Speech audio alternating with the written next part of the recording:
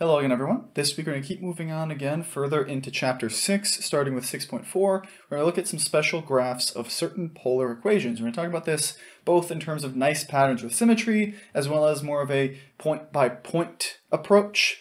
In terms of some special curves, we can see here that we call limacons, as well as rose curves, lemniscates, and some other special varieties that we get in terms of putting those things together.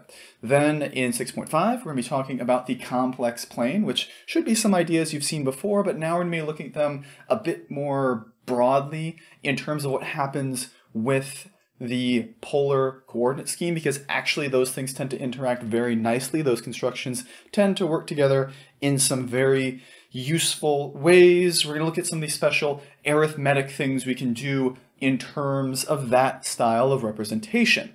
And then finally in 6.6, we're going to be looking at vectors, which is going to bring us back to things we saw at the start of the class in Chapter 8, which sounds weird to say, but hopefully we understand a little bit of what I mean there. We're going to start off looking at some of the geometry of how vectors interact, as well as how we can represent vectors in our coordinate schemes, look at them in terms of magnitude and direction, and then also get a tiny bit of application work with, well, work. But we'll get there.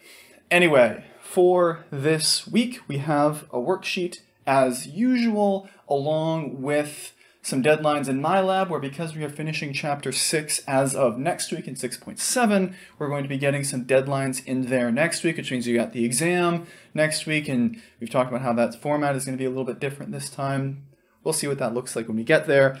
But we've also got a pre-assessment to make sure we're getting prepared for that exam, as well as I'm probably going to extend the deadlines for the mid-semester feedback survey by a few days in here so that people actually have time to get to that. You know, under the circumstances, you probably might not have had the time for schoolwork that might have been more useful. But hey, everybody needs a break anyway. So let's get in here and start looking at some of those graphs.